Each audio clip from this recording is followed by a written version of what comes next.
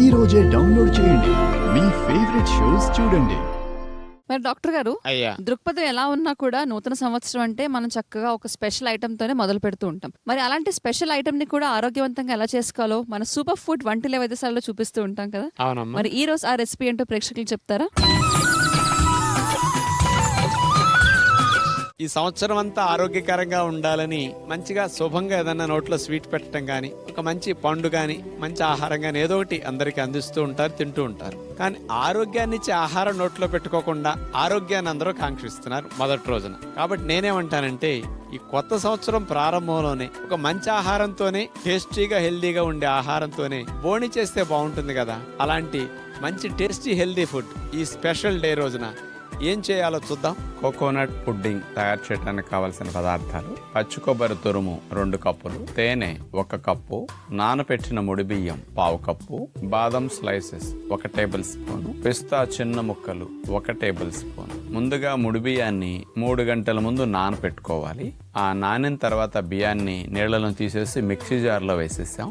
ఆ బియ్యంతో పాటు పచ్చి కొబ్బరి తురుము కూడా 2 కప్పులు తీసుకున్నాం కదా, అది వేసేసి నలగటానికి 1 స్పూను నీళ్లు వేసేసి మిక్సీ జార్లో మెత్తగా గ్రైండ్ చేయవలసి ఉంటుంది. ఎందుకంటే కొబ్బరి పాలు బయటికి రావాలి కాబట్టి, అట్లాగే బియ్యంలో ఉండే పాలు కూడా బయటికి రావాలి కాబట్టి బాగా గ్రైండ్ అయిన తర్వాత దాన్ని గుడ్డలో పోసేసి ఫిల్టర్ చేయాలి. కొబ్బరి పాలు అట్లాగే బియ్యంలో నానపెట్టుగా వచ్చినప్పుడు ఆ పాలు కూడా చక్కగా ఫిల్టర్ అయిన తర్వాత అడుగు వచ్చేస్తాయి. ఆయన పిప్పి తీసేస్తాం. అలా వచ్చిన ఈ పాలను తీసుకుని పుడ్డింగ్ కోసం మనం మరిగించుకునే ప్రయత్నం చేస్తాం అన్నమాట.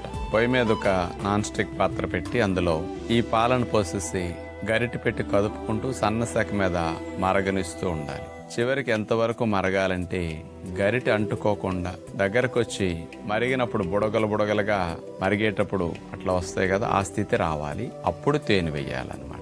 తేనె వేసి కూడా బాగా అట్లా కలుపుకుంటూ సన్నశాఖ మీద ఉంచితే ఇంకా దగ్గరకు వచ్చేసి హల్వా చేసినప్పుడు కూడా చూడండి, గరిటికి గిన్నెకి అంటుకోకుండా ఉండే స్థితి ఏ రకంగా వస్తుందో ఆ స్థితి రానివ్వాలి. అలా వచ్చిన తర్వాత బాదం స్లైసెస్ అందులో వేసేస్తాం. ఇంకా బాగా అట్లా మరిగి బుడగలు వచ్చేసిన తర్వాత తీసుకెళ్ళి దీన్ని బౌల్లో పోసేసి కొద్దిగా చల్లారనివ్వాలి. చల్లారిన తర్వాత ప్లేట్ దానిపైన పెట్టేసి ఈ పుడ్డింగ్ తిరగవేసేస్తే కోకోనట్ పుడ్డింగ్ అట్లా వచ్చేస్తుంది. దీనిపైన బాదం చెక్క ముక్క ఏదైతే తీసుకున్నామో దాన్ని అట్లా పైన గార్నిషింగ్ చేసేస్తాం.